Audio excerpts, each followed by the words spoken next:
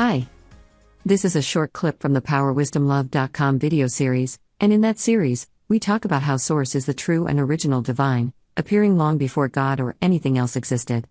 In this short clip, we talk about what Source is, what Source looks like, and what Source does, even though Source is almost impossible to talk about.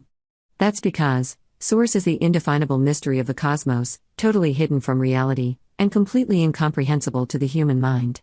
No one will ever be able to describe what Source is, at least in a way that's 100% correct. But I do love a challenge, so let me try and describe the indescribable reality of Source, by telling you a story about what I think Source is. And let's begin that story by going back to the very beginning of time, before anything was created, when there was just Source, and nothing else. That in itself is a story, because Source is not bound by the limitations of time, and instead, experiences all past, present, and future events as if they're all happening right now. That means, there was never any sort of beginning or starting point for Source. But let's put that incomprehensible nowness aside for a moment, and assume there was, just for the sake of our story. And so, once upon a time, before anything was created, there was just Source and nothing else. There was no God, no cosmos, no space and time, no densities and dimensions, no universes and galaxies, no form, function, or phenomena, and no other living beings. There was just Source, existing on its own, as the true and original divine. Source was the first being to ever exist, and yet, there was never a time where Source did not exist. Source was never created, Source has always just been there, which is a concept of infinite existence our human minds are just not wired to understand. At least we know, because Source was there first, Source must be the source of all things, and that includes the galaxies, stars, planets, people, and even the device you are watching this video on. It all comes from Source, it's all an expression of Source, and it's all filled with the energy of Source. Source isn't a person with a physical body, or some sort of form. Source is just a mind, albeit an unfathomable mind of unlimited power, infinite wisdom, and pure unconditional love. And Source's power, wisdom, and love is not separate, like we talk about in this video series. Source's power, wisdom, and love kinda all gets combined together as a powerful and wise love, or just love to keep things simple. In other words, if you could see inside Source, you would see there was power and wisdom inside there somewhere. But on the outside, Source would appear to you as just a being of pure and absolute love. And if you were lucky enough to be in the presence of Source, you wouldn't even know Source was there.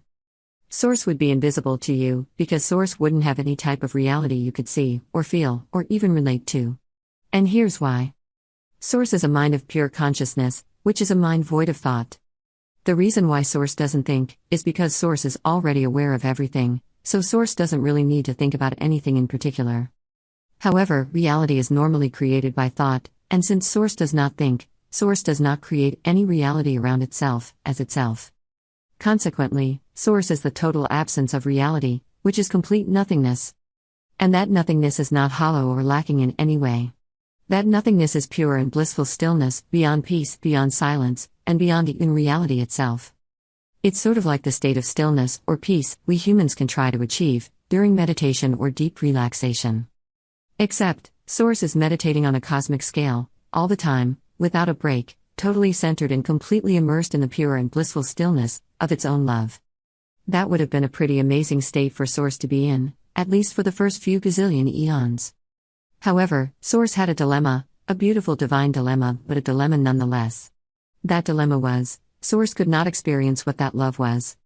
Source, being a divine mind of love, certainly knew what love was, but knowledge isn't everything. In fact, it's not until one has loved in real life, does one truly understand and appreciate what love really is.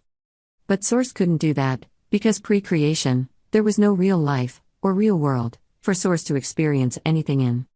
There was just Source and its unreal world of nothingness, and the only thing you can experience in that world is the stillness of nothingness.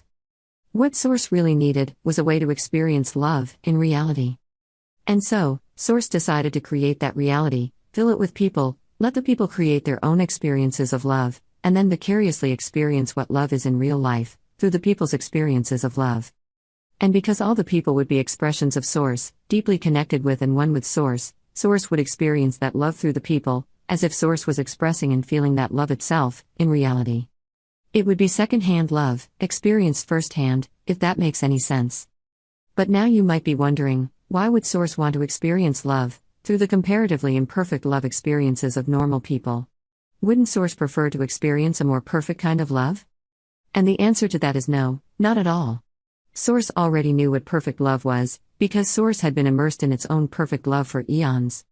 What Source wanted to experience instead was every form of love, from the most imperfect love thinkable, to the most perfect love possible, and all points in between.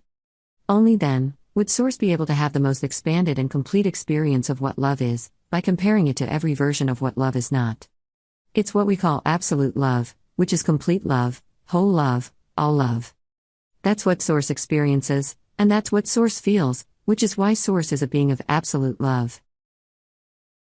Thanks for watching.